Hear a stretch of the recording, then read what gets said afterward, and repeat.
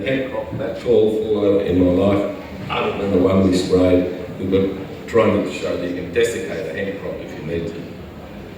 That is on pure human shit, biosolids in the honey belt. It loves organic fertilizer. Yep, my first crop. We use cotton. You know, if you know the cotton industry, they used to use the big modules. So that's how because it's light, it's not heavy, it's bulky. So you need to compact it. And to cart it, you've got to have dense crops. You can't have light. It's just too expensive to cart. So we were using cotton module equipment. That's the Hunter Valley, beautiful. Raking to make the bales, to take it to the decorticator that separates the fibre from the herd. And if you leave it in the paddock, you go from green on the right to mouldy. The mould and the bacteria break it down like they did in the old days. That's how they separated it. Not mechanically, they separated it by retting. Why is Rotterdam called Rotterdam? Because the rivers were full of hemp being rotted. Rotterdam is Rotterdam retting hemp. Read your history, it's amazing. So I've got samples here in my pockets of hemp that is green. See that? Not decorticated, not dry. And it is just squashed and heated. And it makes this absolute beautiful, at Nimbin, laminate. No glues, no chemicals, just a bit of heat and pressure turns that green hemp stem into natural laminate.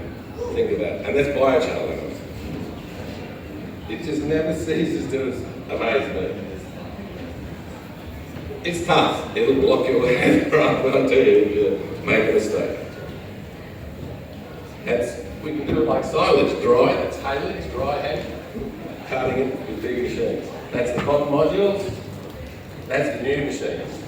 Small cutter bars, like a loosened cutter bar, single mower with 4. Because the crop's so high, you need to cutter the 4 levels to get the billet you need. And they can go at 20 clicks an hour.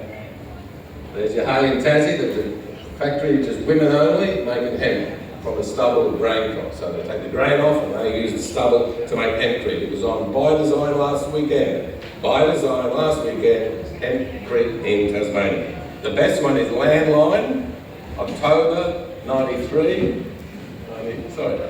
Landline 2003, hemp. You watch that and you'll be amazed.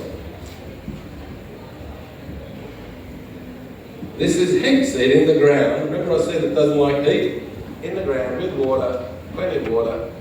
It's 35 degrees, the soil's 50, and it cooks the oil. The oil is such a low boiling point. If you try to put this in the ground and the soil temperature is 50 and the air temperature is 40, it'll say bye-bye. It'll cook and go rancid in the ground. It hates. That's real temperatures. What's the temperature on the right? 30 something? Can you read it? No. 30 degrees. That air temperature. The soil's 60, black soil is 60, even with moisture there. And that seed says thicker. We're gone. That's that pivot in the valley. Look at that sand. We're growing it on sand. And you saw the crop. That's it blowing away. Look, we're going to have a couple of double ups here. That's what happens. It blows away. I'm not stupid. I said, let's plant it twice in case we do get a wind, sandblasting event. So we did. The first crop was fine. The back crop, not so fine. That's that crop you saw. Diseases, I won't get into the diseases. That's Toowoomba again. That's out of Dundawindi. We got frosted out there, yep. These are the young seedlings that survived the frost. The crop that was flowering above it died. So if it's flowering, it'll get frosted. The young seedlings did not get frosted. If you're vegetated and green, it'll go all winter. That's stomp. That's herbicide damage from chemicals. And that's called turnips in your hemp. You don't want that from the stomp.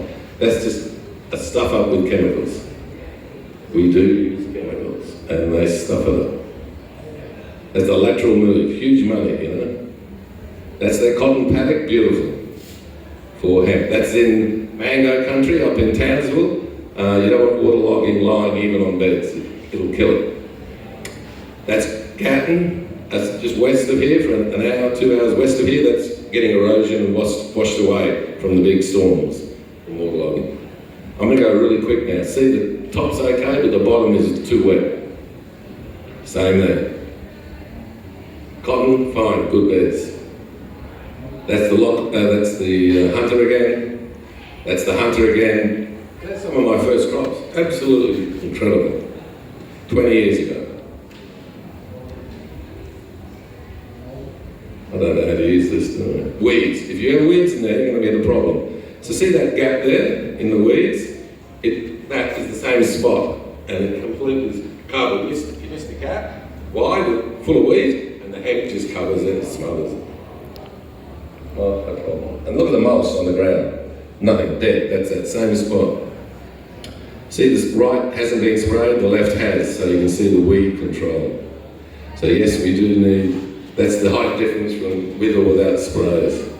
And that's a weedy paddock, you do not want that. That's turnip and mustard. So you do have to control weeds if you've got problems. And vines will climb it as well. That's a weedy one, you don't want that, you don't want that. Fertiliser response, loves fertiliser. See that strip up the middle? Because I forgot to put fertiliser, I went down and put urea or nitrogen, could be compost or something more green and clean. It loves it. That's the same, see that? It loves it. If you don't look after this crop, it'll slap you in the face. If you look after it, it'll reward you. Whether you're organic, biodynamic or conventional. That's that same spot, see? Compost, we've used a lot of compost and hemp, it loves it. That's nutrient deficiencies, you've got to be correct. That's salinity, hates salt. Do not put it where salt is. That's a boron deficiency. That's dry land in the middle of Victoria. See the dry summer, middle of nowhere in Victoria, and the beautiful hemp crops, dry land in summer. Same. But it does get water division if you push it too hard, or the roots aren't deep, or you haven't got a good soil moisture profile. So it's not, it's not a magical one that you just say this crop's going to grow anywhere all the time and be good. It's not. It's like, I call it a bit of a prima donna, really, but maybe I'll negotiate that. So that's wilting, right? Because there's bloody no sort of moisture there. So it does need water. That's compaction. Look at the difference. Big tractors nowadays have tram lines, and they forgot the big tractor's wheel was there on a trial site, little plots. So that where it hadn't been compacted from the controlled traffic, tram lines in the past, it's fine. It's 1.5 meters. But in the front here, it's not even a foot. So it does not break up compaction. How many times have I read that? Bullshit.